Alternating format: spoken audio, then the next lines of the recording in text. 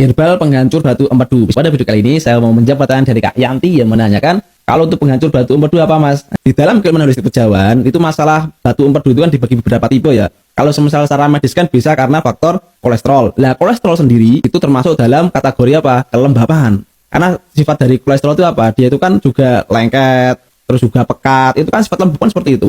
Nah, kalau semisal dalam keilmuan holistik pejawan, dia itu masuknya sifatnya lembab. Nah, cuma nanti dibagi lagi, dia itu lembabnya lembab panas atau lembab dingin, atau dia ada kelembapan dengan liver yang panas tapi limbahnya lemah. Nah, ini nanti akan mempunyai ciri khas masing-masing. Tapi dari kesemuanya itu biasanya berhubungan erat dengan masalah psikis dan masalah pola makannya. Kalau masalah psikis biasanya depresi ataupun tipe orang-orang yang peragu dan semacamnya. Nah, kalau dari makanan nanti juga tergantung dari tipenya, yaitu tipenya panas lembab atau lembab dingin, atau dia itu panas lembab cuman ada panas di liver tapi limbahnya lemah, itu juga nanti bisa.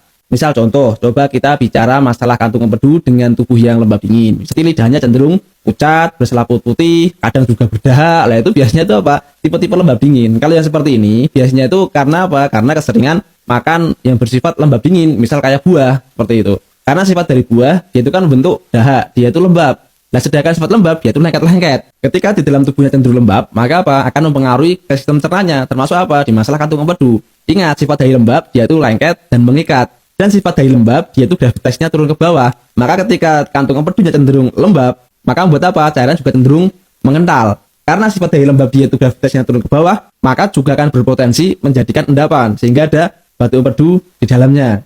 Nah, ini kalau misalnya dia kan faktor lembab. Nah, cuma nanti lembabnya itu lembab panas atau lembab dingin, itu dilihat dari lidahnya. Kalau misalnya dia lembab dingin, berarti apa? Otomatis lidahnya pucat, berselaput putih, tebal. Nah, kalau yang seperti ini, biasanya apa? Kalau dalam bahasa kami itu ada stagnasi energi, stagnasi darah, lembab, dan makanan. Biasanya yang seperti ini dia itu mempunyai rasa sakit di perut sebelah kanan yang tembus sampai ke, tapi perutnya juga sering terasa sebah, kadang mual, itu biasanya seperti itu. Adapun herbalnya, herbal utamanya yaitu apa? Kulit empela ayam atau rempela ayam. Nah, itu rempela di dalamnya itu kan nanti kan ada kulitnya yang kuning itu, kotorannya itu. Nah, itu nanti dibersihkan, disangrai, dikonsumsi. Itu untuk apa? Untuk menghancurkan batu empedunya. Cuman itu ramuan utamanya, tapi harus ada ramuan pendukung yang lainnya. Karena ketika cuma pakai itu aja, kelembapannya masih dominan, energinya masih drop, lembab dinginnya tidak terselesaikan, itu juga kurang maksimal.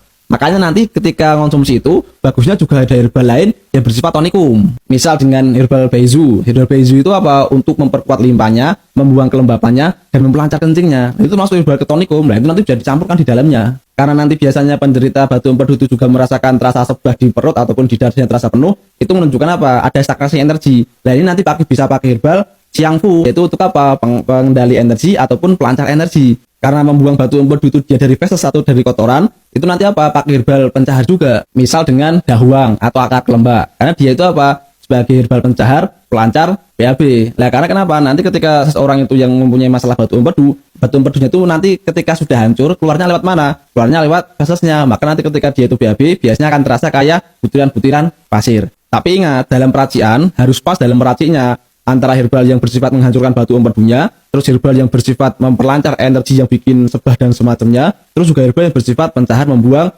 fesesnya. Itu harus pas, karena ketika tidak pas bisa akan menjadikan apa? Tambah buruk. Lah, dan itu juga harus pas juga antara diagnosanya, seperti itu. Makanya tuh hal tersebut kita harus hati-hati, minimal kita tahu dulu jenis batu empedu yang dia derita itu seperti apa. Nah, itu untuk mengetahui itu dari mana, dari lidahnya dan gejala khas yang lain yang muncul. Adapun ramuannya, daripada teman-teman nanti itu pusing dalam meracik dan semacamnya, kami menyediakan yang sudah jadi dan insya Allah sudah racik dan sudah pas sesuai dengan sindrom ataupun kondisi tubuh yang lembab dingin dengan ada selaput putih tebal, lidahnya pucat. Nah, teman-teman semua yang mau konsultasi langsung dengan Tabib Anton dan pengen herbal dari kami, nanti silakan fotokan lidahnya, kirimkan ke WA saya yang ada di bio data saya. Nah, mungkin dari kami sampaikan, semoga bermanfaat. Barakallahu fikum. Assalamualaikum warahmatullahi wabarakatuh.